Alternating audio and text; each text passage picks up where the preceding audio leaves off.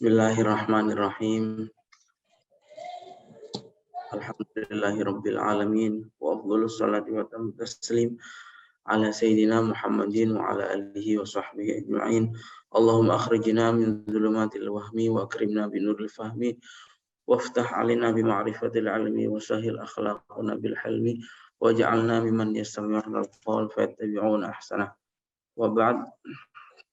Kemudian malam hari ini kita melanjutkan pembacaan kitab Fiqhus Sirah Nabawiyah ya, di pertemuan yang ke-25. Pertemuan yang sudah hampir akhir sebetulnya. Ya, karena ini sudah membahas wafatnya Rasulullah ya. Atau hari-hari menjelang wafatnya Rasulullah.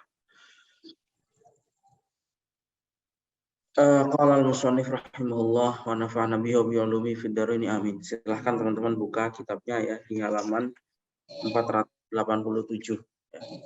Halaman 487. Bismillahirrahmanirrahim. Syakar Rasul sallallahu alaihi wasallam. Artinya adalah sakitnya Rasulullah sallallahu alaihi wasallam wa lihaquhu birrafiqil a'la, dan kembalinya beliau kepada Ar-Rafiqul A'la atau Allah Subhanahu wa taala. Pembahasan pada malam hari ini tentang wafatnya Rasul ya. Wafatnya Rasul ini adalah musibah terbesar bagi kita sebagai umat Islam ya. Nih, jadi nikmat terbesar, salah satu nikmat terbesar umatnya Rasulullah itu adalah kelahiran Rasulullah. Berkat beliau kita bisa beriman, mengenal pencipta kita dan seterusnya. Karena lahirnya Rasulullah adalah salah satu nikmat terbesar, maka wafatnya beliau juga adalah salah satu musibah terbesar ya. Seperti itu. Sebelum menjelang wafatnya ya, sebelum membahas soal sakitnya Rasulullah dan wafatnya, ada satu kisah ya, di mana Rasulullah ini mengutus seseorang yang bernama Usamah bin Zaid untuk memimpin peperangan ke Balqa ke Romawi. Ba'su Usamah bin Zaid ilal Balqa, mengutus Usamah bin Zaid ke Balqa. Ma in ada Rasulullah sallallahu alaihi wasallam ilal Madinatil Munawwarati. Jadi minggu yang lalu kita sudah membahas tentang Fathu Makkah, penaklukan kota Mekah. Kemudian kita juga sudah membahas soal haji wada ya, bahwa Rasulullah itu melakukan haji perpisahan, haji pamitan lah. Makanya sudah sangat dekat dengan dengan waktu wafatnya beliau ya. Haji wada ini kira-kira haji wada itu ke waktu wafatnya Rasulullah itu hanya sekitar 3 bulan ya. Jadi hajinya Rasulullah itu benar-benar pamitan ya. Nah, pulang dari Mekah ya, belum sampai ke Madinah. Jarak Mekah Madinah itu 400 sampai 500 kilo ya. Jauh sekali ya. Kalau zaman sekarang sudah enteng ya, sudah ringan karena naik pesawat, naik kereta, naik bus. Tapi zaman dulu kan naik onta, jalan kaki ya. Jadi bisa 2 bulan, perjalanan itu bisa sangat lama. Nah, waktu itu Rasulullah belum sampai ke Madinah, pulang dari Mekah ya, itu langsung memberi komando agar supaya umat Islam bersiap-siap untuk melaksanakan ekspedisi militer ke Romawi ya. Waktu itu Romawi ini yang dekat dari Madinah adalah Romawi Timur ya, atau Bizantium. Waktu itu dikenal penguasanya lalim ya. Penguasanya itu zalim kepada masyarakat kecil ya. Karena itu Rasulullah bermaksud memberikan pelajaran atau membuka peluang pembebasan ya kepada orang-orang yang dizolimi itu ya. Sebetulnya misinya itu sebetulnya ya. Misi melakukan ekspedisi militer ke Romawi itu. Dan untuk memimpin rombongan ini, waqtara Rasulullah SAW li'imarati hadzal ghazwi Usamah bin Zaid radhiyallahu anhu. Yang dipilih untuk memimpin ekspedisi militer ini adalah Usamah bin Zaid, ya. Wa kana radhiyallahu anhu syabban hadatsan. Waktu itu Usamah bin Zaid masih sangat muda sekali. Pemuda belia lah, remaja. Usianya baru 18 tahun, ya. Coba. Kita semua di sini sudah lewat semua, ya. Usia 18 tahun atau maksimal, ya, menurut perawi maksimal waktu itu Usamah usianya 20 tahun. Tapi kalau cara sekarang sudah ditunjuk oleh Nabi menjadi Panglima TNI, ya. Itu suatu hal yang luar biasa, ya. Masih usianya baru 18 tahun atau 20 tahun, tapi sudah disebutkan Panglima militer oleh Nabi, oleh Rasulullah SAW. Fa'amaruhu sallallahu alaihi wasallam yasiru ila maudhi'i maqtali abihi Zaid bin Harisah. Rasulullah pertama memberikan perintah untuk berjalan, ya, menuju tempat terbunuhnya ayahnya, yaitu Usamah bin Zaid. Jadi kalau cara sekarang napak tilas, ya. Dulu. Iya. Wa an yuwati al khayla tahumul balqa wa darum min ardi Filistin. Dan kemudian kuda-kudanya itu diperintahkan untuk segera berjalan, ya, menuju daerah Balqa. Balqa ini kalau hari ini ada di wilayah Yordania, ya, dan juga Darum. Darum ini dekat Gaza di Palestina. Wa dzalika ma ba'd isyaqwahu sallallahu alaihi wasallam min maradhihi alladzi tufiya fihi. Waktu itu ketika Rasulullah memerintahkan pasukannya untuk bergerak ke Romawi, itu sudah hari-hari beliau itu mulai sakit sebetulnya. Walakinal munafiqin rohu yaquluna mustangkirin, ya. Tapi selalu ada dimanapun kita hidup, itu selalu ada orang-orang munafik seperti yang sudah dibahas pada minggu yang lalu, orang-orang pengkhianat itu ya selalu ada, ya. Nah, waktu Nabi menunjuk Usamah bin Zaid sebagai panglima perang, itu juga orang-orang munafik ini protes, gelendeng, ya. Buat apa gitu? Kita ini orang-orang hebat, orang-orang muhajirin ansor, kok dipimpin oleh anak muda yang masih ingusan lah, bahasa kasarnya gitu. Rasulullah mendengar hal itu sakit-sakit karena mendengar provokasi semacam itu. Akhirnya Rasulullah menyampaikan pidato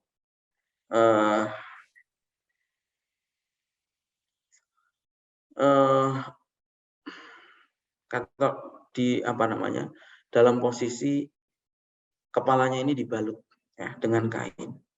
Kata Rasulullah, intut ainu fi imarati Usamah bin Zaid faqad ta'antum fi imarati abihi min qablihi.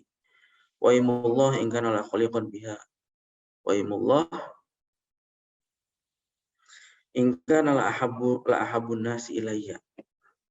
Wa imullah inna hadha la khaliqun yuridu Usamah bin Zaid.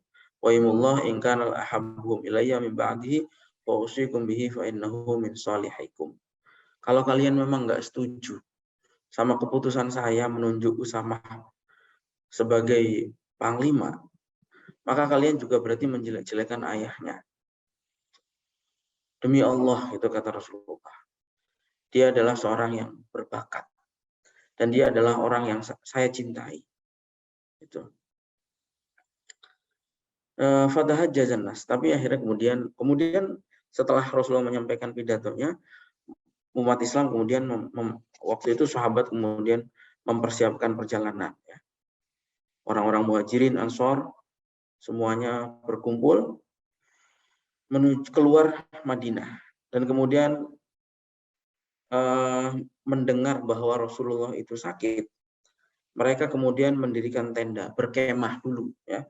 Tidak langsung menuju tempat peperangan, tetapi membuat kemah di daerah Juruf. Sekarang masuk wilayah Arab Saudi, ya. Kira-kira 100 atau hampir 100 kilo lah dari Madinah, ya. Di luar Madinah. Di sana berkemah sambil memantau perkembangan kesehatan Rasulullah. Nah, kemudian syakwa Rasulullah SAW, mulai sakitnya Rasulullah. Wa fi hadhil asna, di tengah-tengah hal tersebut ya, istaddat bi Rasulillah sallallahu alaihi wasallam syakwahu allati qabadahu Allahu fiha. Ya. Kemudian Rasulullah sakitnya bertambah parah. Sakit di mana sakit tersebut adalah sakit menjelang wafatnya Rasul.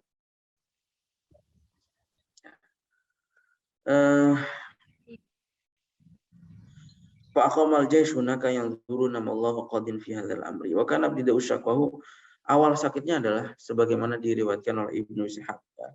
Ibnu Ishaq ini jangan lupa ya teman-teman ya. Ibnu Ishaq ini adalah orang yang pertama kali menulis Sirah Nabawi. Sejarahnya Rasulullah, yang paling orang pertama yang menulis sejarahnya Rasulullah itu adalah Ibnu Ishaq. Ya. Meskipun kitabnya tidak ditemukan secara lengkap, tetapi salinannya itu ditulis ulang oleh Ibnu Hisham, yang terkenal menjadi Siratu Ibnu Hisham. Ya. Diingat-ingat itu ya. Yang pertama kali menulis cikal bakal sejarah Nabi itu namanya Ibnu Ishaq. Ya. Dan kemudian diteruskan oleh muridnya yang bernama Ibnu Hisham. Nah, ini riwayatnya Ibnu Ishaq. Ada seseorang yang mendampingi Rasulullah, namanya Abi Muwaihibah. Ya. Itu cerita awal sakitnya Rasulullah. Suatu saat tengah-tengah malam, Rasulullah itu memanggil Abu Muwaihibah ini. Kemudian kata Rasulullah, wahai Abu Muwaihibah, qad umirtu an astaghfira li ahli hadzal baqi'. Saya ini mendapatkan perintah untuk meminta pengampunan kepada atau untuk beristighfar untuk orang-orang yang dimakamkan di Baqi'. Itu. Fantolik ma'i. Ya sudah kalau begitu, ayo kita berangkat ke Baqi'. Itu kata Rasulullah. Ya. Kemudian fantolaktu ma'ahu falamma waqafna alaihim qala, di makam Baqi' itulah Rasulullah kemudian mengucapkan salam, assalamualaikum ya ahlal maqabir. Assalamualaikum wahai orang-orang ahli kubur, dan seterusnya kalimatnya ya. Rasulullah mengucapkan salamnya secara panjang lebar ya. Kemudian summa aqbala alayya faqala inni qad a'taitu mafatiha khazaini dunya wal khuldi fiha fa khayyartu baina dzalika wa baina liqa'i rabbi wal jannah. Saya ini, kata Rasulullah, diberikan kunci-kunci dunia itu. Dan kemudian juga kekekalan di dalamnya. Dan saya diminta memilih apakah memilih kehidupan dunia atau bertemu Allah di surga. Faqultu bi abi wa ummi bi abi anta wa ummi fakhudh mafatiha khazain dunya wa takhalludin fiha sumal jannah. Kata Abu Muwaihibah yang dampingi Rasulullah, ya, kata Abu Muwaihibah, ya sudah, ambil kunci-kunci dunia itu, kemudian mengambil surga.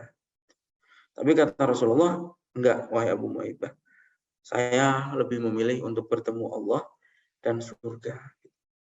Dan kemudian Rasulullah memintakan pengampunan, istighfar untuk orang-orang Baqi' dan kemudian pergi. Pada saat itulah, semenjak saat itulah, Rasulullah itu mulai sakit-sakitnya. Wa kana awal wajhi sallallahu alaihi wasallam suda'an syadidan yajiduhu fi ra'sihi. Awalnya yang dirasakan sakit oleh beliau itu di kepala beliau ya. Suatu saat beliau pulang dari Baqi' dan kemudian Sayyidah Aisyah bilang bahwa dirinya itu sakit kepala. Tapi kemudian kata Rasulullah, bal ana wallahi ya Aisyah wa ra'sah gitu. Saya lebih sakit lagi wahai Aisyah. Saya ini betul-betul sakit gitu. Dan sakitnya Rasulullah ini bertambah parah sampai demam tinggi ya. Waktu itu tanggal 11 bulan Safar ya. Bulan Safar ya. Safar. Tahun Waktu itu akhir Safar tahun 11 Hijriah itu. Dan kemudian karena Aisyah mendengar Rasulullah sakit, mengetahui bahwa Rasulullah sakit, Aisyah membacakan doa-doa dari Al-Qur'an. Karena sebelumnya Aisyah pernah cerita bahwa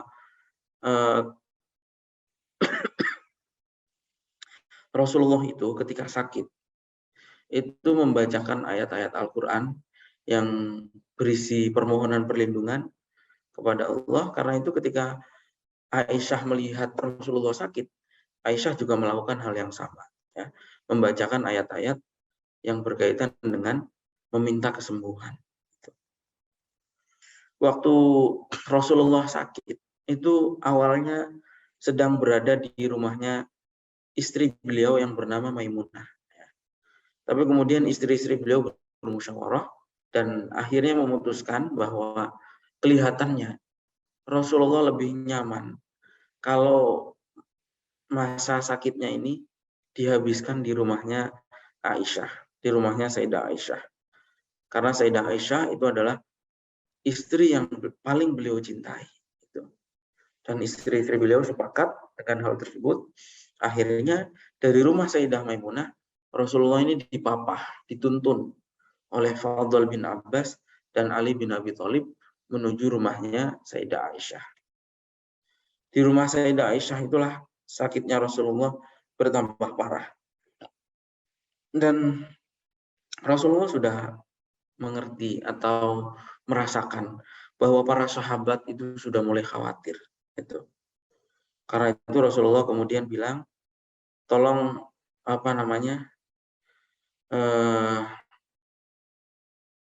dekatkan air gitu. Jadi orang-orang Arab ini punya simpanan air itu dari kirbah kalau bahasa Arabnya. Jadi kulit hewan itu diikat, ya, lubangnya, lubang kakinya, lubang kepalanya diikat. Nah itu biasanya buat wadah air, buat menyimpan air. Rasulullah minta didekatkan wadah airnya itu. Dan kemudian Rasulullah menyelupkan tangannya itu ke dalam wadah air itu. Kemudian setelah bebersih gitu ya, kemudian beliau keluar sholat bersama dengan para sahabat. Dan kemudian pada saat di masjid itulah Rasulullah bersabda, Abdun khayyarahullah baina ayyutiyahu zahratad dunya wa baina ma indahu fakhtara ma indahu. Seorang hamba, kata Rasulullah, disuruh memilih kehidupan dunia dan atau apa yang ada di sisinya. Nah, kemudian hamba tersebut, maksudnya Nabi ya. Nabi ini, beliau ini menceritakan dirinya sendiri sebetulnya.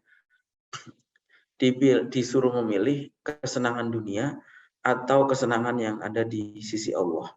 Dan Rasulullah ini memilih kesenangan yang ada di sisi Allah. Mendengar Rasulullah mengatakan seperti itu, Abu Bakar menangis. Karena Abu Bakar paham bahwa itu menunjukkan bahwa ajalnya Rasulullah sudah dekat. Ini sebetulnya peristiwa sebelumnya ketika Haji Wada. Jadi Abu Bakar ini sensitif. Abu Bakar ini orang yang cerdas. Memang dia memahami tanda-tanda yang ada gitu ya. Pada saat Haji Wada itu turun ayat Al-Qur'an yang sangat terkenal, yang kita semua sudah hafal, yaitu ayat Al-Yawma akmaltu lakum dinakum wa atmamtu alaikum ni'mati wa raditu lakumul Islam madina. Ayat Al-Yawma akmaltu lakum itu ayat yang terkenal ya. Dan itu bukan ayat terakhir sebetulnya. Itu bukan ayat terakhir. Jadi ayat Al-Yawma akmaltu lakum dinakum ini itu turun 3 bulan sebelum Rasulullah wafat. Dan bukan wahyu terakhir yang turun. Artinya setelah ayat Al-Yawma akmaltu lakum dinakum itu ya masih ada ayat-ayat yang lain yang turun. Jadi maksud ayat itu Al-Yawma akmaltu lakum dinakum itu adalah bahwa persoalan hukum halal haram itu sudah selesai. Nah, waktu ayat tersebut turun, Cuma ini. sahabat itu banyak yang bergembira. 1, 2, 3. Alhamdulillah gitu. Sudah nggak ada lagi hukum-hukum yang lain. Waktu itu banyakkan sahabat itu gembira, gitu. Tapi tidak dengan Abu Bakar. Abu Bakar itu justru menangis. Kenapa? Karena Abu Bakar itu sekali lagi Abu Bakar ini orang yang apa namanya sangat, yang pemahamannya itu cara berpikirnya sangat mendalam. Abu Bakar, orang-orang sangat bergembira waktu itu. Alhamdulillah masalah hukum sudah selesai. Kita nggak akan dibebani hukum-hukum yang lain. Atau sahabat. Kebanyakan senang dengan turunnya ayat al-yawma akmaltu lakum dinakum itu. Nah, maka ketika Abu Bakar itu justru menangis, orang-orang heran, kenapa Abu Bakar menangis? Gitu. Jawaban Abu Bakar begini, bahaya. Kalau seandainya agama ini sudah sempurna, halal haram itu sudah selesai, itu kan berarti tugasnya Rasulullah sudah selesai juga. Kalau sudah tugasnya Rasulullah sudah selesai, berarti itu menunjukkan waktunya Rasulullah kembali ke haribaan Allah. Barulah orang-orang waktu itu ikut menangis ya, setelah Abu Bakar menceritakan itu. Tapi Abu Bakar duluan yang paham. Gitu. Pada saat Rasulullah berkata seperti ini tadi, menjelang pada saat sakitnya beliau, itu juga orang-orang senang, nggak memahami apa yang ada di balik perkataan itu. Hanya Abu Bakar lah yang kemudian langsung menangis, dan Abu Bakar mengatakan, "Fadainaka bi abaina wa ummatina." Wahai Rasulullah, udah apa yang bisa saya korbankan gitu. Tapi panjenengan jangan pergi dulu, intinya seperti itu ya. Gampangnya seperti itu. Kemudian kalau Rasulullah ala rislik ya Abu Bakar, sabar Abu Bakar, sabar. Ayuhannas, wahai orang-orang, inna amanana si alayya fi mali wa suhbati Abu Bakar. Orang yang paling dermawan, paling baik kepada saya dari segi hartanya, dari segi persahabatannya, itu nggak ada yang lebih baik dari Abu Bakar. Paling baik itu Abu Bakar. Walau kuntu mutakhidan khalilan latakhadtu Abu Bakrin khalila. Seandainya saya diberi kesempatan untuk memilih seorang kekasih, niscaya saya akan memilih Abu Bakar sebagai kekasih saya. Itu kata Rasulullah. Ini sebetulnya pernyataan yang sangat istimewa sekali ya. Walau kuntu mutakhidan khalilan latakhadtu Abu Bakrin khalila. Seandainya saya diberi kesempatan memilih seorang kekasih, pasti saya akan memilih Abu Bakar. Gitu.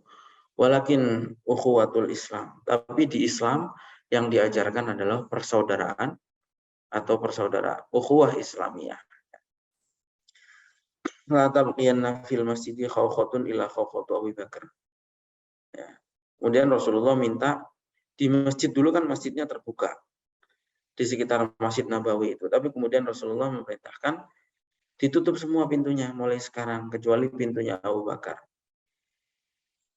Wa ana syahidun alaikum. Wa inni wallahi, ini juga penting pernyataan Rasulullah menjelang wafatnya beliau itu adalah wallahi wa inni wallahi ma akhafu an tusyriku min ba'di. Saya itu enggak khawatir kalian nanti musyrik. Kalau saya meninggal kalian musyrik. Itu saya enggak khawatir. Saya yakin kalian pasti akan tetap iman. Saya enggak khawatir. Kenapa pernyataan ini penting digarisbawahi? Ini pernyataan yang kenapa penting digarisbawahi? Karena orang-orang yang keras-keras itu ya, orang-orang kalau bahasa Arabnya itu mutatorrifun, mutasyaddidun ya, orang-orang garis keras, orang-orang radikal itu nganggep masyarakat dunia ini musyrik ya. Masyarakat di dunia ini musyrik. Padahal Rasulullah sudah menjamin umatnya Nabi itu nggak akan terjerumus pada kemusyrikan. Karena itu kita ini nggak usah ya,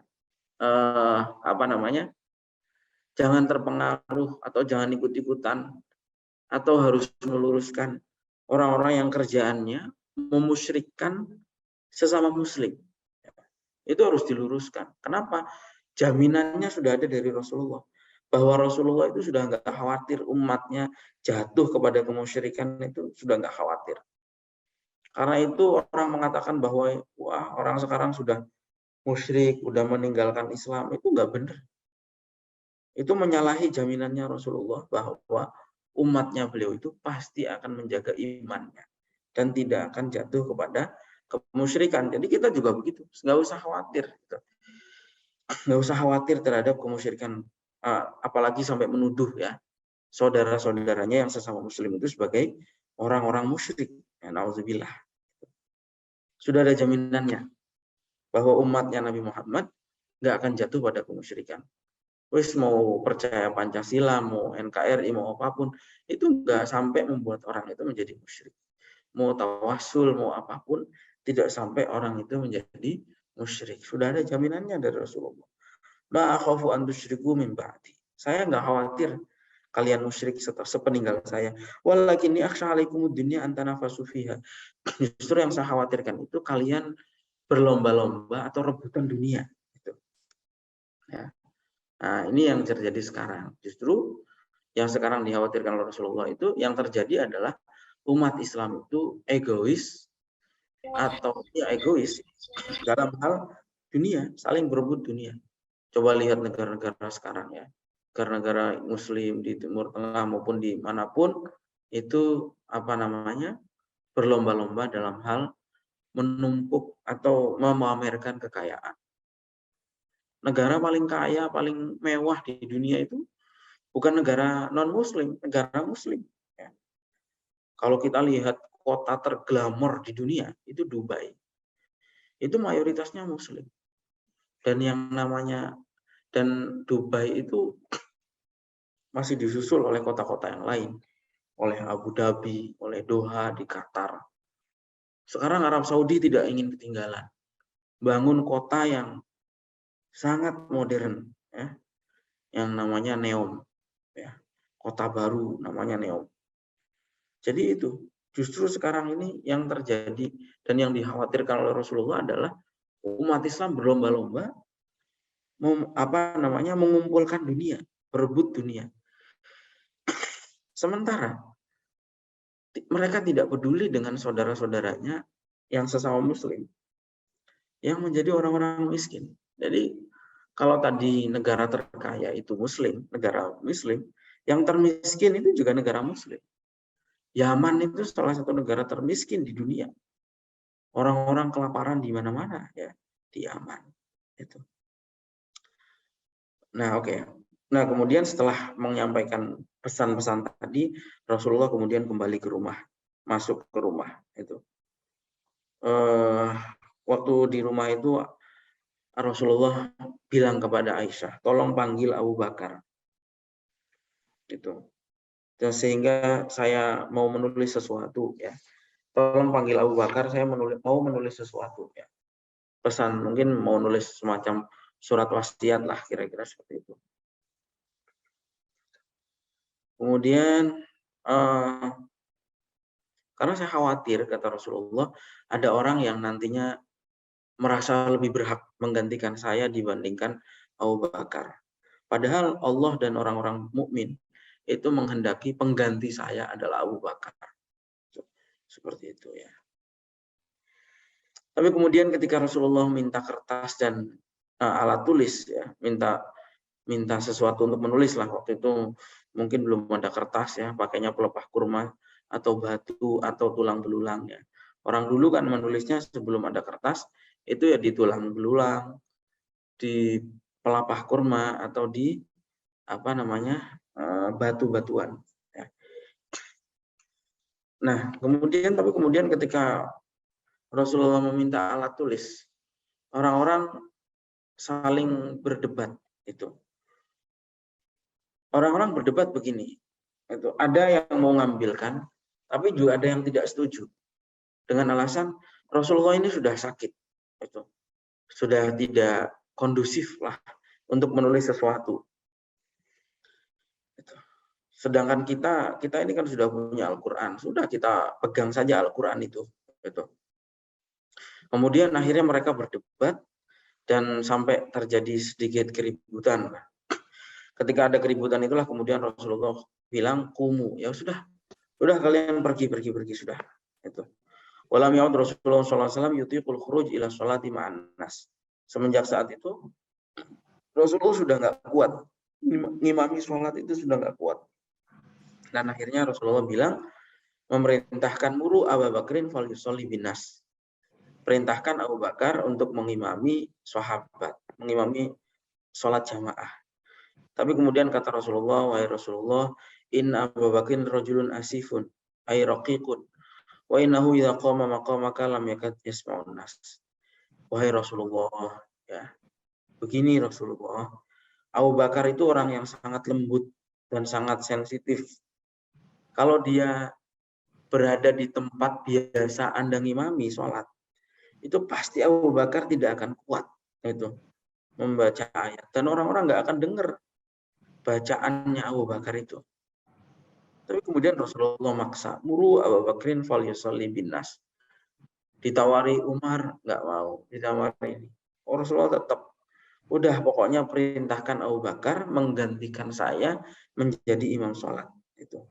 Akhirnya Abu Bakar ngimami. Itu. Ngimami sholat, dan kemudian di tengah-tengah sholat itu Rasulullah merasa agak enak badannya, dan kemudian keluar. Ikut sholat bersama dengan Abu Bakar. Waktu melihat Rasulullah itu keluar, Abu Bakar itu mau mundur. Ya, maunya biar yang imami Rasulullah. Tapi kemudian Rasulullah isyarat, enggak, tetap isyarat supaya Abu Bakar melanjutkan ngimami sholat. Dan kemudian Rasulullah duduk di sampingnya Abu Bakar dan makmum kepada Abu Bakar. Rasulullah ini sepanjang hidupnya selalu jadi imam, ya, kecuali dalam beberapa kesempatan. Salah satunya adalah ketika diimami oleh Abu Bakar. Nah, waktu itu melihat Rasulullah bisa keluar sholat bersama dengan sahabat. Para sahabat sudah bergembira, mengira bahwa Rasulullah sudah sembuh. Tidak tahu itu adalah terakhir kali atau kesempatan terakhirnya Rasulullah itu sholat bersama dengan para sahabat.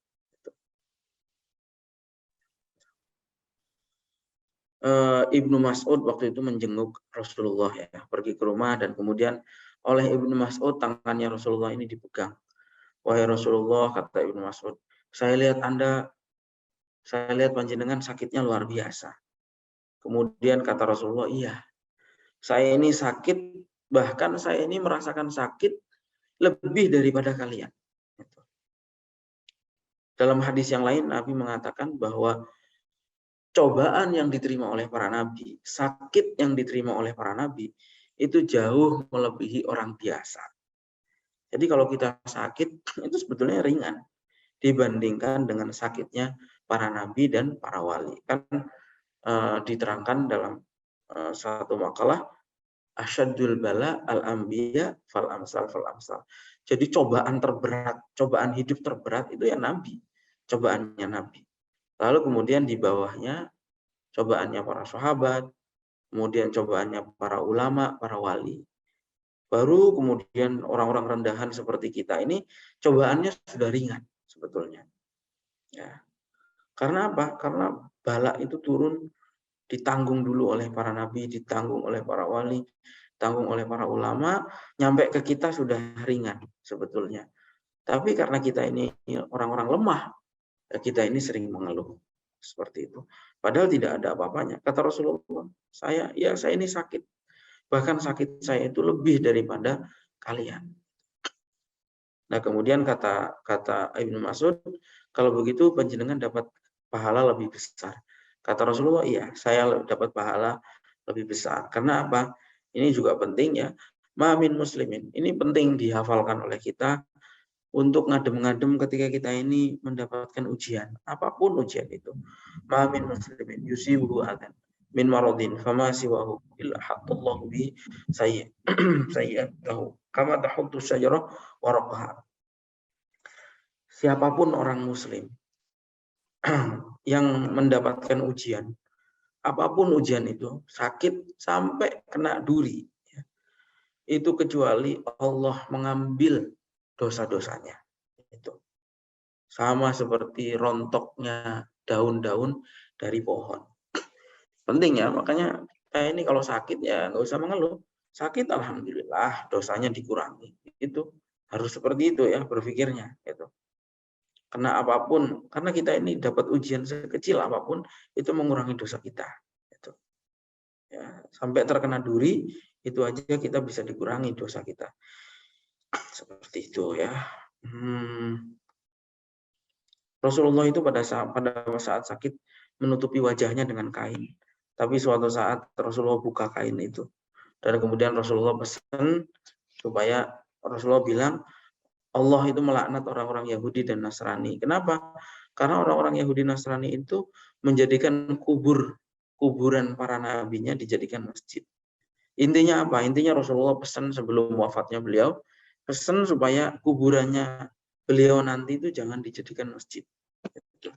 Seperti itu. Nah, kemudian Rasulullah SAW sakaratul maut. Ya, sakaratul mautnya Rasulullah. Salah satu daripada sunnatullah ya, ketetapan Allah yang tidak akan berubah kepada siapapun, bahwa semua orang akan mengalami kematian. Innaka mayyitun wa innahum mayyitun. Kata Allah ya dalam suatu ayat, kamu itu bakal mati, yang lain juga bakal mati. Orang-orang Quraisy ini juga waktu itu ya kepada Rasulullah. Jadi Al-Kisah itu hari Senin tanggal 12 Rabiul Awal tahun 11 Hijriah. Ketika para sahabat sedang sholat di dalam masjid, diimami oleh Abu Bakar. Tiba-tiba kamarnya Rasulullah itu terbuka. Dan kemudian Rasulullah muncul dari kamarnya itu. Dan Rasulullah melihat orang-orang para sahabat sedang sholat. Rasulullah bergembira sekali melihat para sahabat itu sedang sholat. Bukan hanya tersenyum, bahkan Rasulullah sampai tertawa. Abu Bakar waktu itu lagi-lagi mau mundur dari shaf. Karena mengira Rasulullah akan sholat bersama dengan para sahabat. Dan kemudian juga orang-orang terlihat bahwa para sahabat juga gembira melihat Rasulullah sudah keluar dari kamar. Tapi kemudian Rasulullah isyarat agar supaya sholatnya diteruskan. Dan kemudian Rasulullah menutup kembali kamarnya itu, rumahnya ditutuplah kembali. Orang-orang melanjutkan sholatnya. Wahum yahsabuna anna Nabi SAW qad nashatta min maradihi. Orang-orang mengira bahwa orang-orang sangat senang karena mengira Rasulullah sudah sehat, kembali sehat.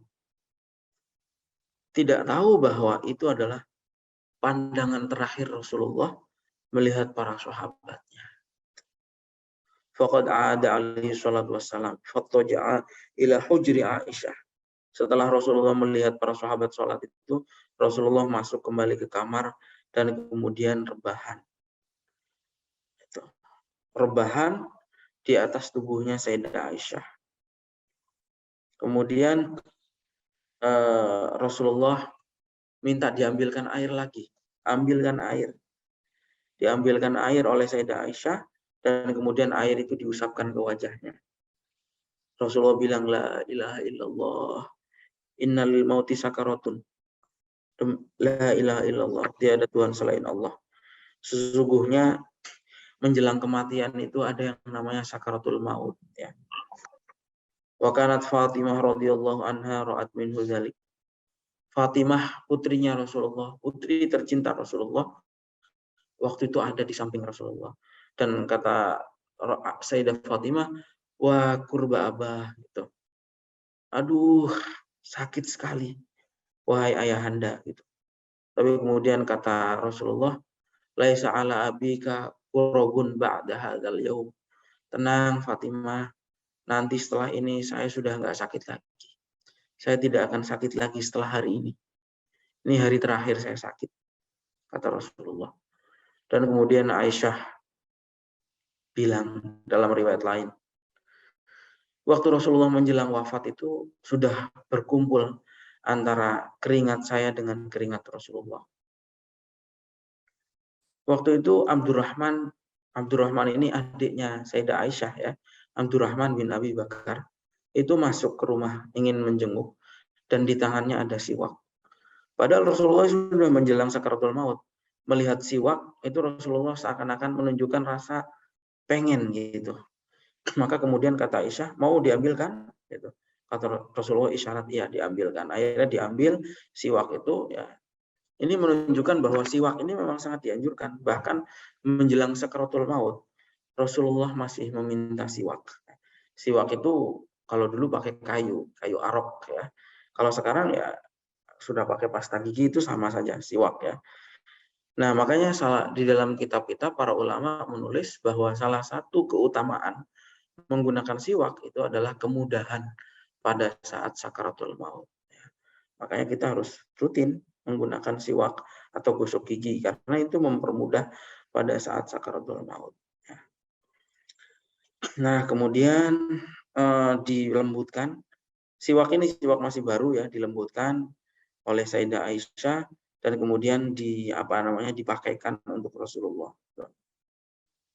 Dan kemudian Rasulullah lagi-lagi bilang la ilaha illallah innalil mauti sakaratun. Itu. Setelah itu kemudian summa nasaba yadahu faja'ala yaqul fir rafiqil a'la. Itu. Dan kemudian Rasulullah meluruskan tangannya dan kemudian bilang fir rafiqil a'la, kembali kepada Allah ar-rafiqul a'la hatta qubida, sampai Rasulullah benar-benar wafat dan tangannya lemas, wa malat yaduhu. Itu. Wa antashara khabaru wafatihi sallallahu alaihi wasallam bin nas. Jadi wafatnya Rasulullah ini adalah musibah terbesarnya umat Islam ya. Sebagaimana lahirnya Rasulullah itu adalah nikmat terbesarnya umat Islam. Wa antashara khabaru wafatihi. Makanya Rasulullah itu yang diperingati bukan hari wafatnya, tetapi yang diperingati adalah hari lahirnya, maulidnya itu. Karena kegembiraan itu ya pada saat kelahiran Rasulullah itu. Nah, kalau ulama-ulama, kalau kita orang biasa dan para ulama yang diperingati hari wafatnya, kenapa? Karena kalau kita tidak tahu kita ini wafatnya nanti husnul khotimah apa tidak husnul khotimah, itu tidak tahu. Karena itu yang diperingati hari wafatnya. Sudah wafat baru ketahuan husnul khotimah atau tidak husnul khotimah, seperti itu. Itu bedanya kita dengan Rasulullah. Kalau Rasulullah sudah pasti ya, maka dari itu yang diperingati adalah hari kelahirannya sebagai momentum atau nikmat yang terbesar. Nah, waktu itu kabar wafatnya Rasulullah terdengar di kalangan para sahabat. Abu Bakar langsung bergegas menuju rumahnya Rasulullah. Itu.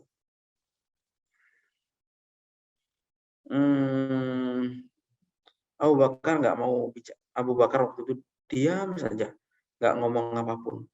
Itu saking sedihnya. Ya.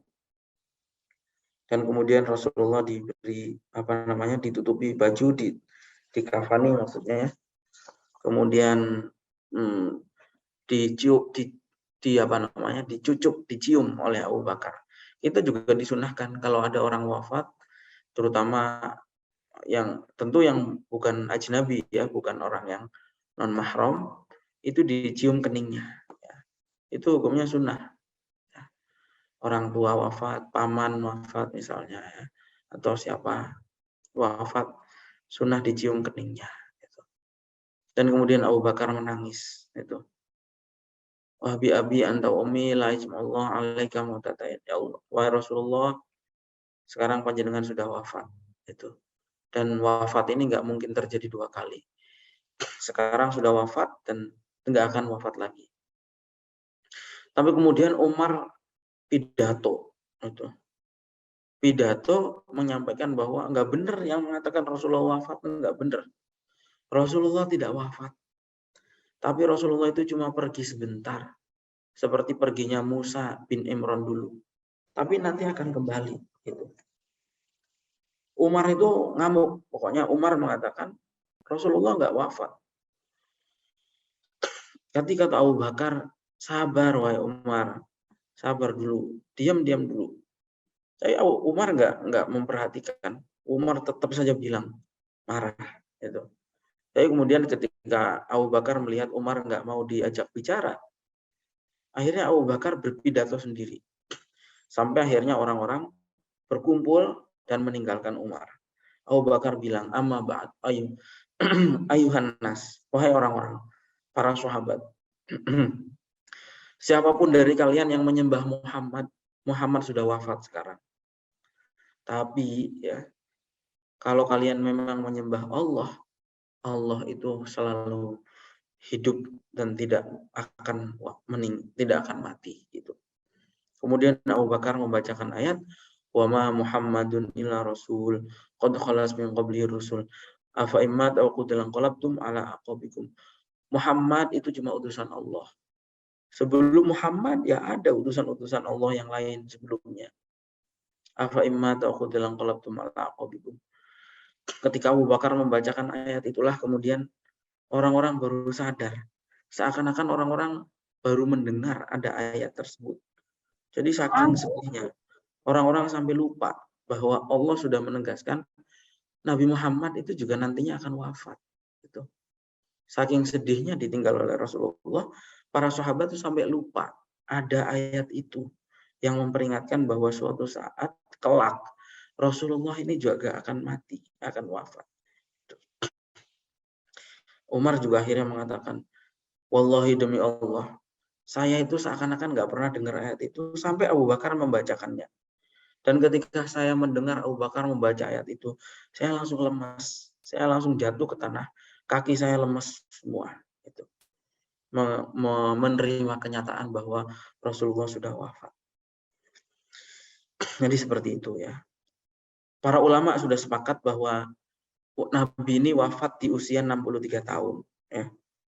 40 tahun itu sebelum diutus menjadi Nabi, dan 23 tahun setelah beliau diutus menjadi Nabi. Itu. Wafatnya Rasulullah ini pada tahun ke-11 Hijriah. Dan Rasulullah ini penting ya. Warwal Bukhari. Ma taraka Rasulullah sallallahu alaihi wasallam dinaran wala dirhaman wala abdan wala amatan illa baghlatahu al-bayda allati kana yarkuha.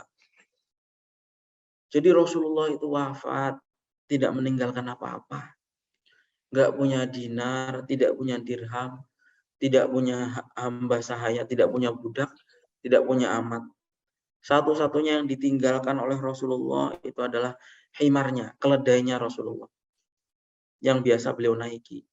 Dan kemudian beliau juga punya tanah, yang tanah itu sudah diberikan kepada para musafir. Jadi seperti itu. Rasulullah ini nggak punya apa-apa. Meninggal tidak membawa apa-apa. Nggak punya apa-apa. Saya jadi ingat itu meninggalnya penulis kitab ini. Beliau ini Syekh Muhammad Said Ramadan Al-Buti rahimahullah. Beliau ini yang menulis kitab ini juga ketika meninggal nggak punya apa-apa. Jadi orang-orang itu menuduh Syekh Buti ini adalah ulama pemerintah. Orang-orang mengira, wah pasti kaya raya itu. Bela presiden pasti kaya raya itu. Padahal nggak punya apa-apa. Rumah saja ngontrak. Wafatnya kan tahun 2013. Wafatnya dibom di dalam masjid. Itu ketika wafat, di bajunya itu cuma ada uang 50 lira, uang mata uang Suriah. Yang kalau dirupiahkan itu 10.000 rupiah. Padahal beliau ini ya, kalau mama beliau itu ingin menjadi miliarder sudah sangat gampang sekali. Kitab-kitabnya beliau yang dijual itu royaltinya puluhan miliar. Ya.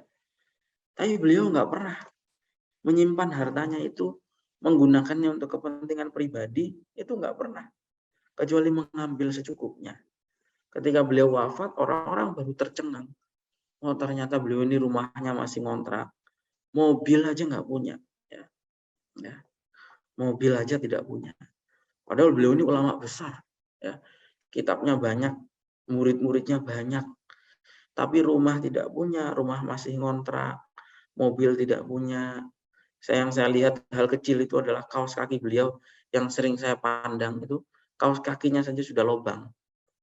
Sudah bolong, masih dipakai. Ya, seperti itu. Sampai wafatnya di sakunya cuman ada uang 10 lira. 10 lira itu kalau dirupiahkan cuma 10.000 rupiah. Kecil sekali, ya. Seperti itu, ya. Rasulullah juga begitu. Dan beliau mestinya meniru Rasulullah. Rasulullah itu wafat nggak punya dinar, tidak punya dirham, tidak punya budak, tidak punya apapun kecuali hanya keledai yang yang beliau tinggalkan. Al-ibar wal izab. Beberapa pelajaran yang bisa kita ambil dari kisah-kisah di atas adalah sebagai berikut. Yang pertama, wafatnya Rasulullah ini menunjukkan pada kita satu hakikat yang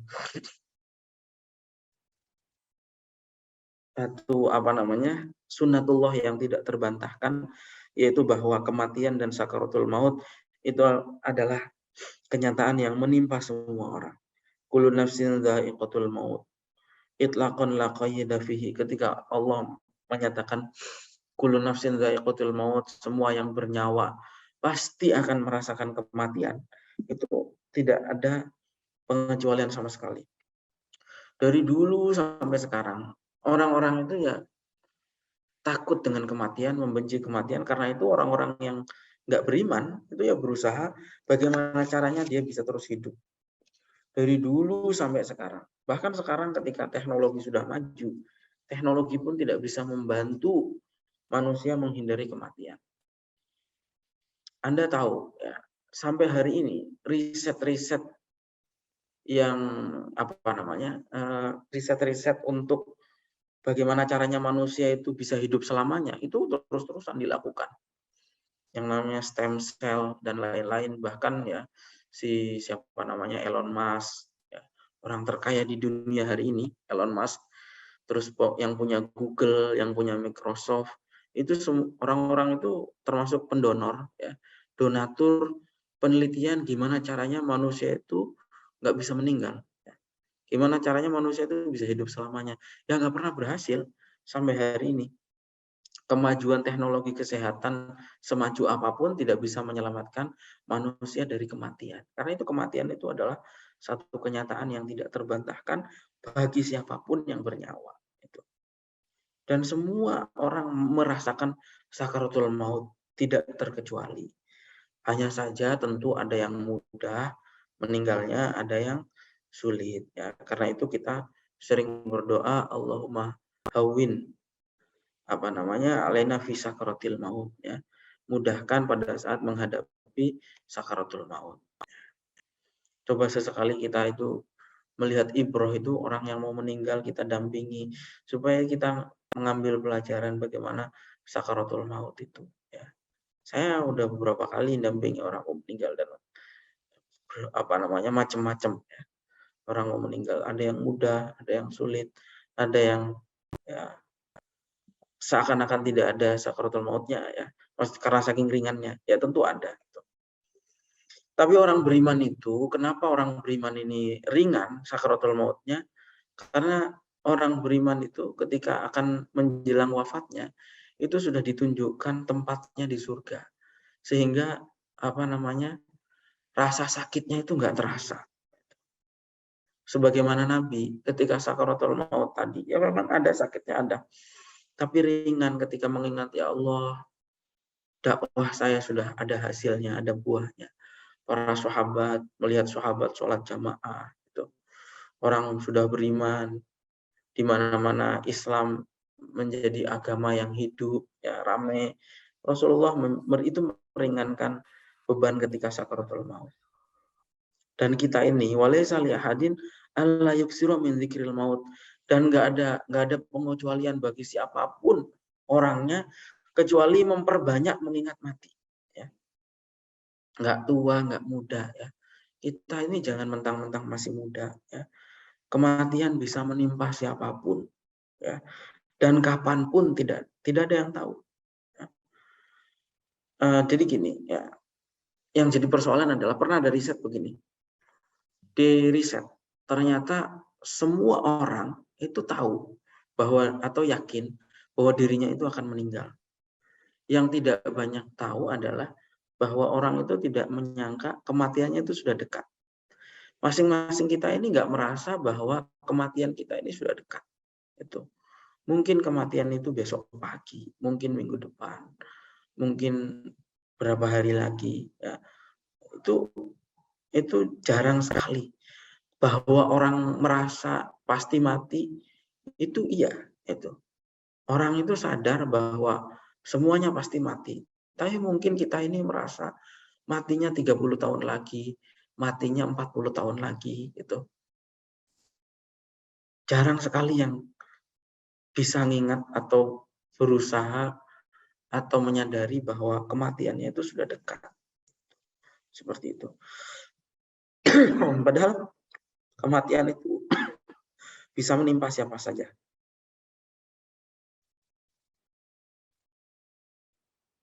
Lihat ya, bahkan orang-orang yang sehat sekalipun. Kadang-kadang ada orang yang sakit bertahun-tahun, nggak meninggal-meninggal. Tapi ada orang yang sehat sekali, badannya atletis, rajin olahraga, ternyata sakit jantung. Pada waktu tengah-tengah olahraga meninggal. Siapa yang tahu ajal? Nggak ada yang tahu ajal. Seperti itu ya. Intinya harus memperbanyak mengingat mati. Itu ya, seperti itu. Siapapun. Oke, baik. Singkat saja ya. Kemudian yang pertama pelajaran yang kemudian bisa kita ambil dari kisah di atas. Yang pertama adalah bahwa di dalam Islam mufadhalata fi hukmil Islam illa bil amalis sholih. Sebetulnya di dalam Islam itu tidak ada keutamaan kecuali dengan amal soleh. Ya. Kisah yang tadi terkait dengan penunjukan Usamah bin Zaid atau sebagai panglima perang, ya, sebagai panglima TNI lah kalau zaman sekarang. Itu sebetulnya begini ya. Kenapa orang-orang itu menolak? Yang pertama, orang tuanya Usamah itu budak, gitu. Dan budak itu ya orang-orang rendah, orang hina lah gitu. Sedangkan orang-orang Quraisy kan merasa terhormat. Kenapa saya harus dipimpin oleh anaknya seorang budak, gitu, bernama Usamah? Bahkan bukan hanya budak, sudah budak, masih ingusan lagi, masih kecil. Usamah masih 18 tahun. Ya. Itu menunjukkan bahwa Islam itu datang untuk menghapus kasta, sistem kasta. Karena itu sekarang nggak usah dibangkit-bangkitkan lagi. Bahwa orang Arab itu lebih hebat daripada orang-orang Bugis atau orang-orang Sulawesi atau orang-orang Sunda. Nggak usah, Islam itu datang untuk membawa kesetaraan. Nah sekarang kok orang-orang Arab itu merasa lebih mulia. Itu kan namanya jahiliyah lagi ya. Fama ja'al Islam. Ini baca tuh kalimatnya. Fama ja'al Islam. Illa liyahtima maqayisal jahiliyah. Itu. Islam itu datang menghapus tradisi jahiliyah. Karena orang jahiliyah dulu itu punya kasta, qabilah ini lebih tinggi daripada qabilah ini lebih. Masa yang kayak gitu mau dibawa ke Indonesia atas nama Islam, ya. Ya harus kita tolak. Semua orang itu ya setara. Orang itu kalau baik, keturunan siapapun kita hormati. Tapi kalau orang itu jahat, keturunan siapapun kita lawan. Seperti itu prinsipnya. Gitu. Jangan dibolak-balik, mentang-mentang Arab harus dihormati. Enggak benar sama sekali. Itu. Nah, kemudian bahkan ya di sini di bawah, karena waktunya sempit, saya langsung itu di bawah ada paragraf bahwa Abu Bakar itu sampai jalan kaki, sementara Usamah yang masih muda. Abu Bakar ini sahabat senior, khalifahnya Rasulullah, tapi Abu Bakar ini jalan kaki, sementara Usamah naik kendaraan, naik unta. Kenapa? Karena Abu Bakar sadar betul bahwa Usamah ini adalah orang yang sudah ditunjuk oleh Nabi menjadi pemimpin. Itu. Seperti itu. Kata Usamah bilang, wahai Abu Bakar, tolonglah Anda naik kendaraan. Gitu. Saya nggak enak ini. Semasa saya naik kendaraan, saya ini anak kecil, bukan siapa-siapa. Sementara panjenengan itu orang terdekatnya Rasulullah. Gitu. Nah, seperti itu. Nah, tapi kemudian kata Abu Bakar, udahlah Usamah, berikan saya kesempatan sebentar saja, biarkan kaki saya ini merasakan perjuangan, merasakan panasnya padang pasir, gitu. Seperti itu. Dan seperti itu. Oke lah, intinya singkatnya Islam itu datang menghapus sistem kasta. Dan Islam mengajarkan keutamaan seseorang itu karena amal solehnya, bukan karena keturunan sukunya apa atau apapun. Ya, seperti itu. Yang kedua, dari kisah di atas tadi menunjukkan disyariatkannya ruqyah. Ya, ruqyah. Ruqyah ya, ruqyah ini ya berobat menggunakan ayat-ayat Al-Quran. Ya. Bedanya apa ruqyah dengan doa? Sebetulnya hampir sama, tapi kalau ruqyah itu dibarengi dengan ditiup ya, istilahnya kalau ditiup lah ke orang yang sakitnya atau apa kayak gitu. Dulu Nabi itu kalau ngeruqyah bacanya adhibil ba'sa rabbin nas ya, wasfi anta syafi la shifaa illa shifauka shifaan la yughadiru saqaman. Itu ruqyahnya Nabi dulu baca itu. Karena memang di Al-Qur'annya ada wa nunazzilu minal qur'ani ma huwa syifaun wa rahmatul lil mu'minin. Al-Quran itu diturunkan untuk sebagai obat dan rahmat bagi orang beriman.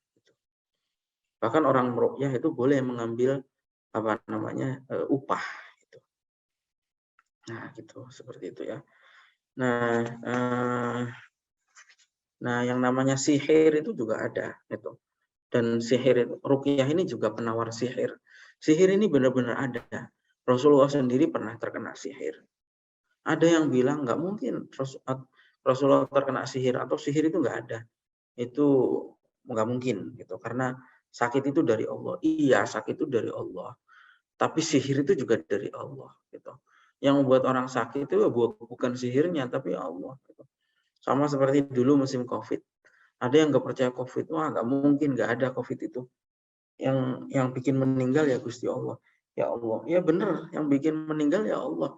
Tapi yang menciptakan penyakit COVID itu juga Allah. Harus ingat gitu. Maksudnya mikirnya harus lengkap itu. Bukan berarti ya yang berkuasa Allah terus kemudian sembrono ya, tidak ikhtiar. Karena yang membuat penyakit itu juga Allah. Kita menjaga diri dari penyakit itu juga ikhtiar ikhtiar yang juga takdirnya Allah gitu. Seperti itu. Nah, tapi ada tingkatannya. Suatu hal yang khariqul adah, yang menyalahi kebiasaan. Kalau keluar dari Nabi namanya mukjizat ya. Kalau keluar dari wali namanya karomah. Kalau keluar dari orang mukmin biasa namanya ma'unah. Nah, kalau keluar dari orang yang kufur itu namanya sihir. Ya, seperti itu ya. Dan dari kisah di atas tadi juga menunjukkan keutamaannya Abu Bakar. Pertama, Abu Bakar itu dipuji oleh Nabi tadi ya. Kemudian Abu Bakar ini adalah orang yang paling ngerti atau mampu membaca tanda-tanda. Begitu Rasulullah bilang, Rasulullah memilih nikmat yang ada di sisi Allah, Abu Bakar langsung paham Rasulullah bakal wafat ini dan menangis. Yang kedua, Rasulullah tadi menegaskan bahwa orang yang paling dermawan baik dari segi harta maupun perilaku sosialnya itu adalah Abu Bakar. Itu. Dan itu menunjukkan keutamaan Abu Bakar. Yang kemudian yang ketiga adalah Abu Bakar itu ditunjuk oleh Rasulullah menggantikan beliau mengimami sholat. Ditunjuk oleh Rasulullah menggantikan beliau awalnya ya, menggantikan ya posisi beliau intinya. Yang keempat, Rasulullah menunjuk beliau mengimami sholat. Bahkan Rasulullah agak maksa ketika Sayyidah Aisyah bilang Abu Bakar itu nggak kuat kalau ngimami berdiri di tempat panjenengan. Rasulullah maksa, udah pokoknya yang ngimami harus Abu Bakar. Yang keempat, dari kisah di atas tadi juga dilarang menjadikan kuburan sebagai masjid. Nah, maksudnya itu terutama adalah maksudnya begini, bukan berarti di sekitar masjid nggak boleh ada kuburan. Maksudnya itu antara kiblat ya dengan orang yang sholat itu jangan sampai di tengah-tengahnya itu kuburan. Ya, paham ya maksudnya ya? Karena itu bisa menjadikan orang menyembah gitu. Takutnya gitu, maksudnya takutnya. Kalau tidak ditakutkan itu hukumnya makruh. Tapi kalau takut ada penyembahan maka hukumnya haram. Seperti itu ya. Kalau misalnya di belakang masjidnya ada kuburan itu nggak ada masalah.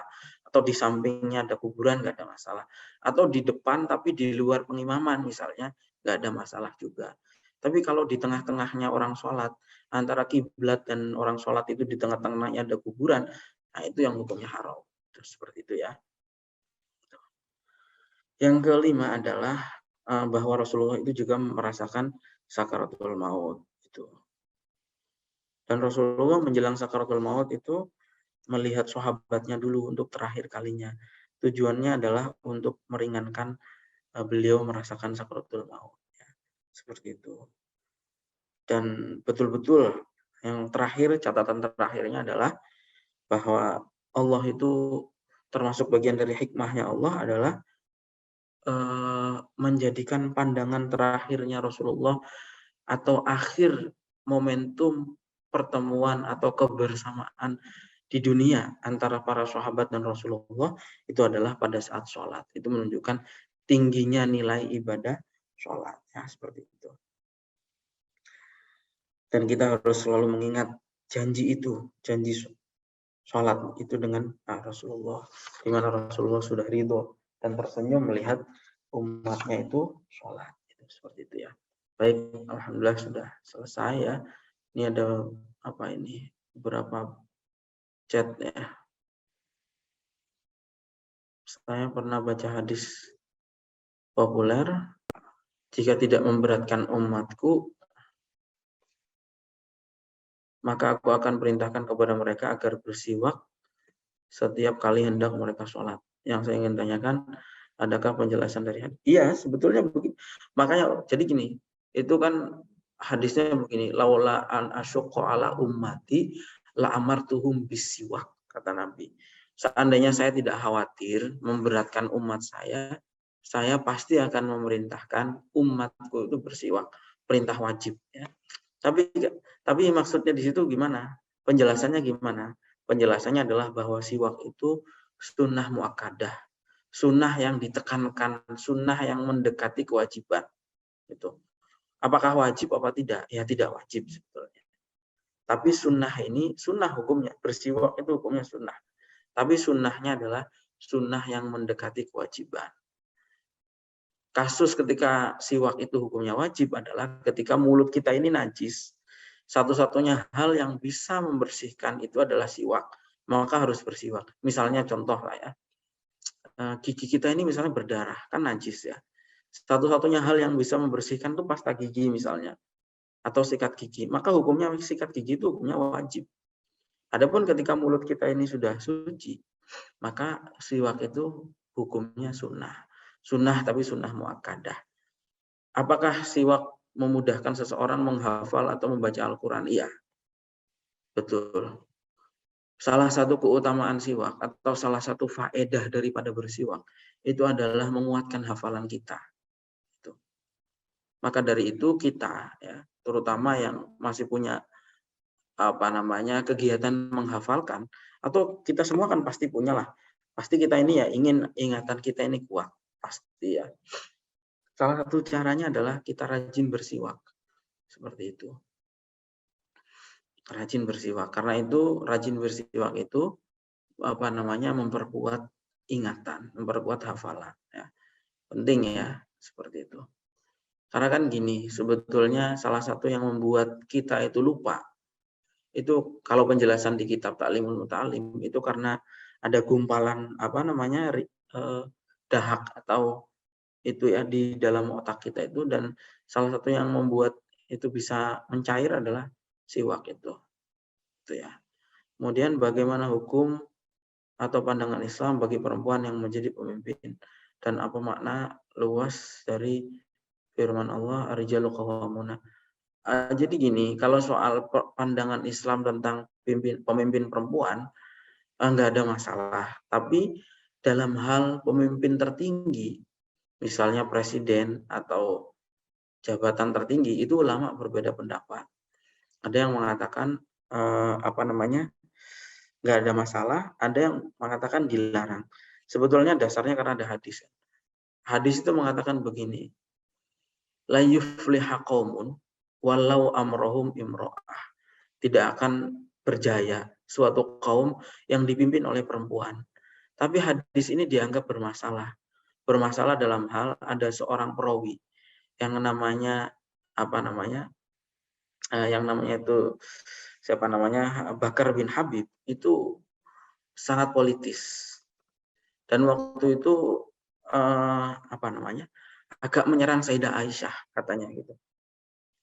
Padahal hadis itu dalam bicara konteks khusus, yaitu ketika di Persia itu ada seorang raja meninggal, pewarisnya perempuan, dan kebetulan perempuannya itu sangat lemah itu. Karena itu hadisnya itu dalam konteks itu. Adapun kalau misalnya perempuan tapi dia punya kapasitas, ya nggak ada masalah menjadi pemimpin. Itu.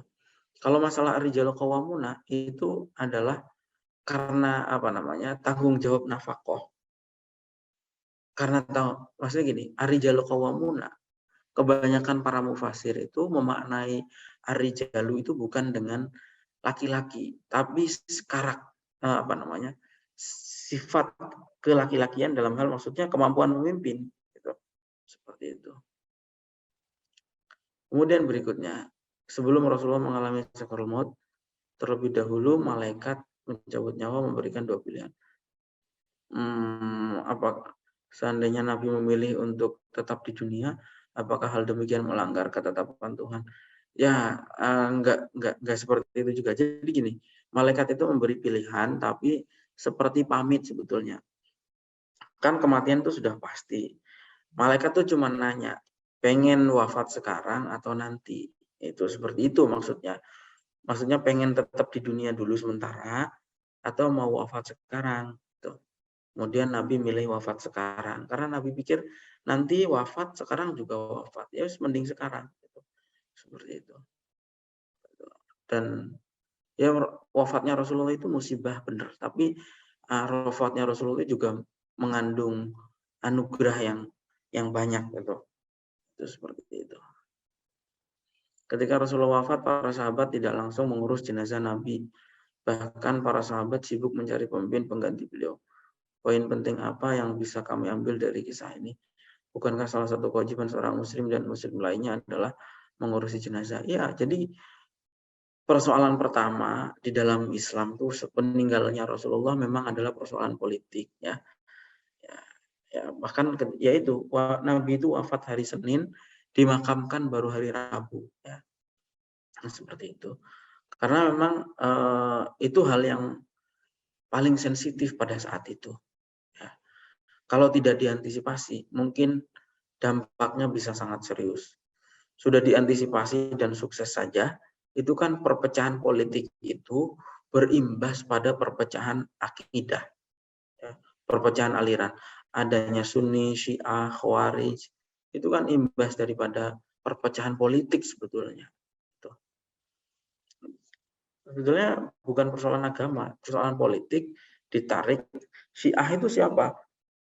Syiah itu artinya pendukung. Maksudnya adalah pendukungnya Ali. Khawarij itu siapa? Khawarij itu adalah orang-orang yang keluar. Keluar dari mana? Keluar dari barisan politiknya Ali. Jadi yang membuat Islam ini alirannya macam-macam itu juga salah satunya politik. Karena itu ketika Nabi wafat, ya sahabat beresin dulu ini persoalan ini. Itu juga menunjukkan bahwa memang Rasulullah itu tidak mewarisi satu sistem politik yang baku. Nanti kita ada pertemuan berikutnya ya tentang kekhilafahan. Karena di dalam kitab ini setelah pembahasan wafatnya Rasulullah, minggu-minggu depan itu akan dibahas soal kekhalifahannya Abu Bakar, Umar, Utsman dan Ali. Nanti akan kita bahas lagi soal politik itu ya. Baik, kemudian cara terbaik untuk mengatasi seorang yang hatinya sudah keras dan susah untuk menerima nasihat. Apakah ada cara-cara yang sudah dicontohkan oleh Muhammad? Maksudnya kalau memang seandainya maksudnya adalah hati kita yang keras, ya untuk melembutkannya harus banyak-banyak istighfar. Karena hati yang keras itu sebabnya maksiat. Kenapa hati kita keras? Karena kita banyak maksiat itu. Karena itu cara ngobatinnya gimana? Banyak-banyak istighfar. Gitu. Nah kalau orang lain yang hatinya keras gimana? Doakan, didoakan.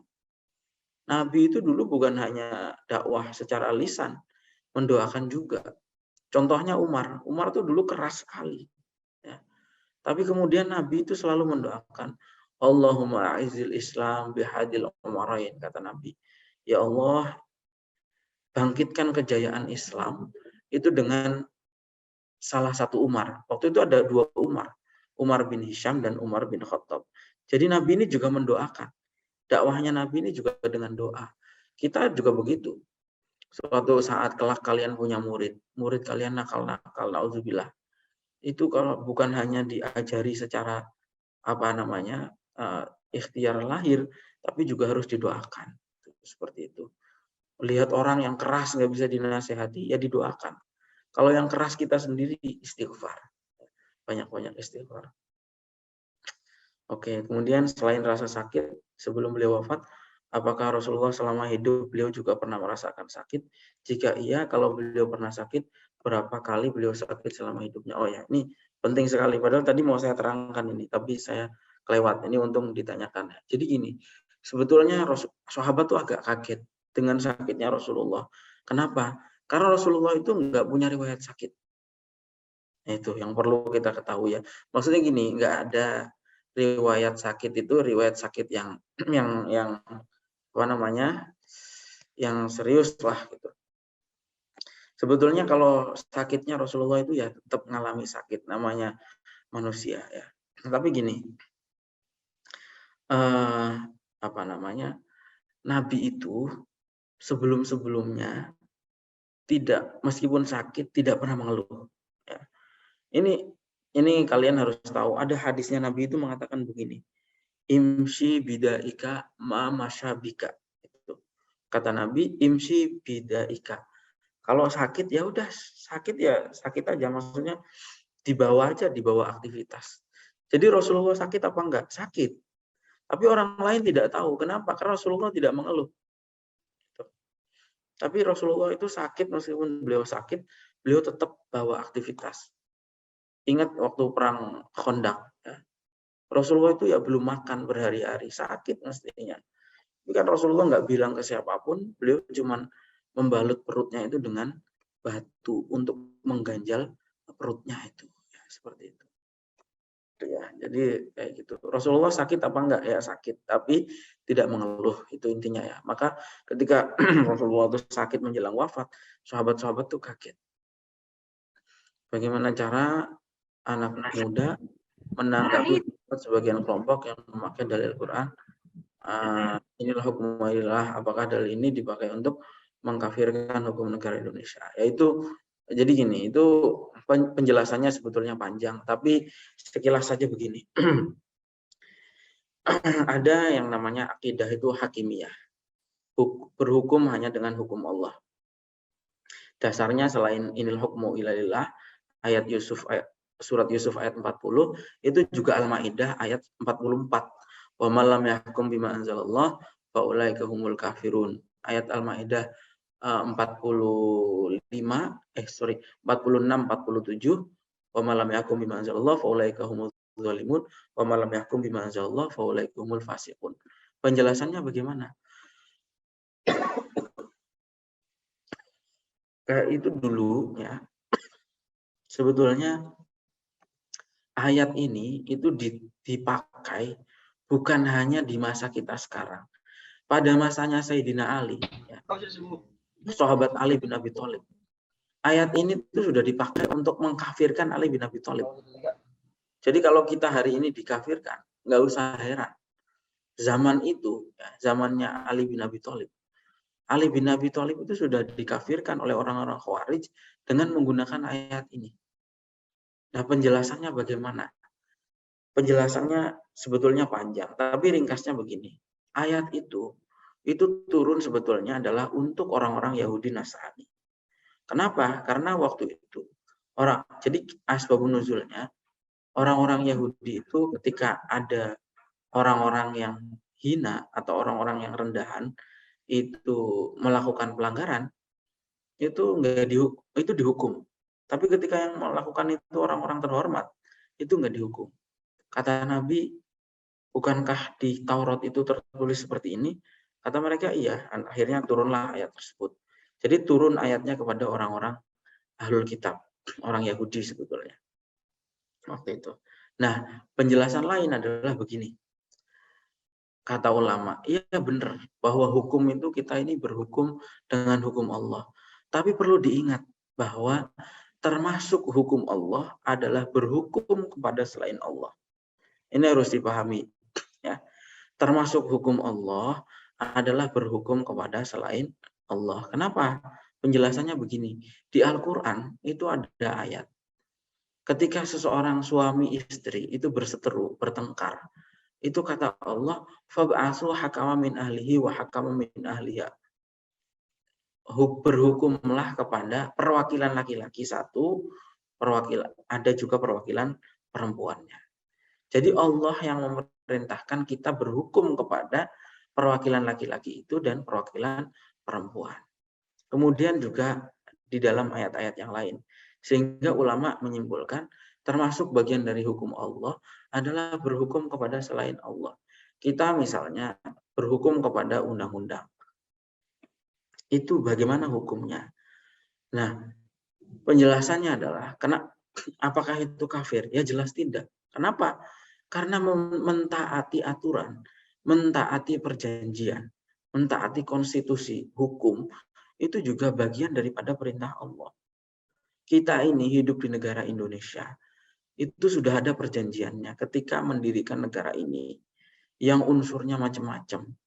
Ada yang Islam, ada yang Kristen, ada yang Katolik, ada yang Hindu, ada yang Buddha. Di Islamnya sendiri ada yang ada yang Islamnya kuat, orang santri, ada yang Islamnya abangan, dan seterusnya. Ada yang kebatinan dan lain-lain. Tapi kita sudah sepakat menggunakan sistem yang bernama Pancasila. Sehingga dan Al-Quran memerintahkan, Islam ya, memerintahkan kita untuk memegang teguh sebuah perjanjian. Karena itu ya kita pegang perjanjian itu. Dan tidak ada kekafirannya sama sekali. Sama seperti Nabi ketika di Madinah. Nabi ketika di Madinah nggak bilang bahwa hukum di Madinah ini Al-Quran. Hukum di Madinah ini sunnah Nabi. Tapi Nabi justru bikin yang namanya Piagam Madinah. Yang mirip undang-undang. Yang pasalnya ada 47 pasal. Jadi seperti itu. Jadi singkatan penjelasan singkatnya seperti itu soal hukum. Kemudian terakhir ya, bahwa sikat gigi bisa dikategorikan sebagai pengganti siwak. Pertanyaannya apakah ada pernyataan atau contoh dari Rasulullah? Sikat gigi itu pengganti dari siwak? Ya jelas tidak ada. Jadi gini, sikat gigi itu ya zaman Rasulullah belum ada tentu saja ya. Tapi kan ulama itu mengambil namanya illatul hukmi atau tahqiqul manat ya. Siwak itu intinya tujuannya apa? Siwak itu tujuannya adalah membersihkan mulut kita ya. Alatnya dengan apa? Intinya kan membersihkan mulut. Itu siwak itu tujuannya adalah membersihkan mulut. Sehingga ulama mengatakan semua hal yang bisa digunakan untuk membersihkan mulut, maka itu sama dengan siwak. Itu seperti itu. Yang penting bahannya itu keras. Menggunakan kain asal keras boleh. Menggunakan handuk keras boleh. Bahkan ada yang kalau orang mau praktis menggunakan lengan ya, atau lengan baju.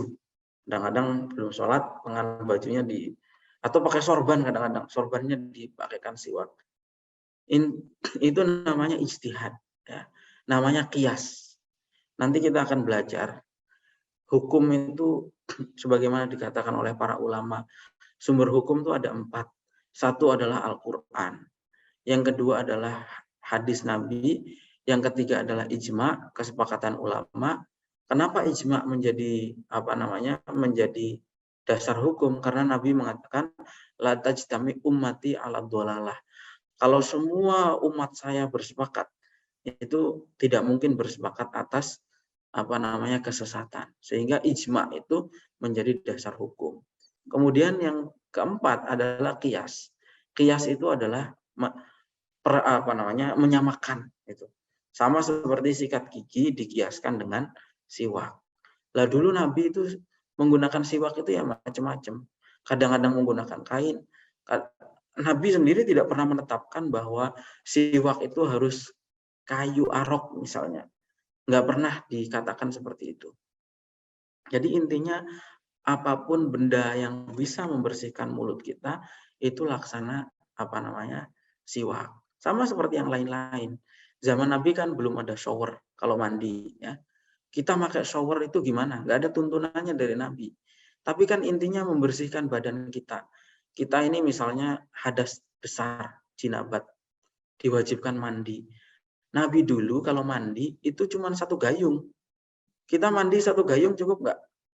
Nggak bakalan cukup. Kalau kita kan boros air. Ya. Nggak bakal cukup. Kita niru Nabi itu nggak akan bisa. Kenapa? Kulitnya Nabi itu sangat lembut.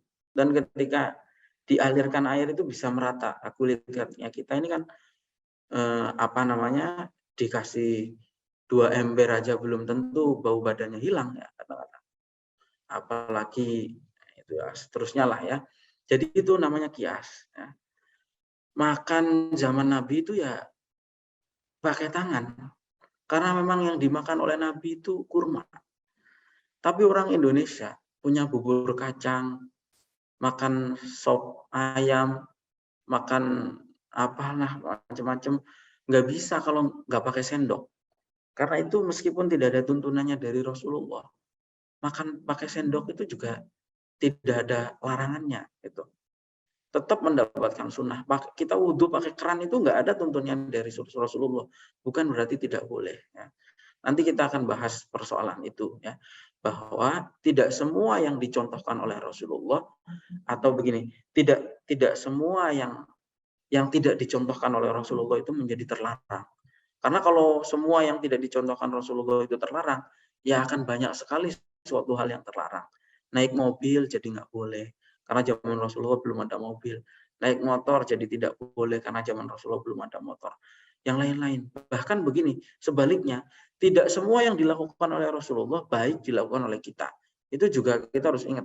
Nggak semua yang dilakukan oleh Rasulullah itu baik dilakukan oleh kita. Contoh, Rasulullah menikah lebih dari 4. Itu baik dilakukan oleh Rasulullah, tidak baik dilakukan oleh kita. Jadi intinya tidak semua yang dilakukan oleh Rasulullah baik dicontoh oleh kita, tidak semua yang tidak dicontohkan oleh Rasulullah itu juga terlarang bagi kita. Itu. Ya kita kemarin sudah diterangkan, baca Al-Quran menggunakan harokat, menggunakan titik, itu kan tidak diajarkan oleh Rasulullah. Atau kalian sekarang semuanya belajar tajwid, tahsinul qiraah, ngafalin Quran, itu kan nggak pernah dicontohkan Rasulullah. Rasulullah nggak pernah loh belajar tajwid. Kenapa? Ya karena Rasulullah menerima Al-Quran langsung dari malaikat Jibril, nggak perlu belajar tajwid lagi. Gitu. Rasulullah nggak pernah baca Al-Quran menggunakan titik harokat. Ya karena Rasulullah orang Arab, ngerti tata cara bacanya dan seterusnya. Itu ya. Oke, baik, saya kira cukup ya. Mudah-mudahan bermanfaat. Insya Allah kita lanjut lagi pada hari Rabu yang akan datang. Assalamualaikum warahmatullahi wabarakatuh.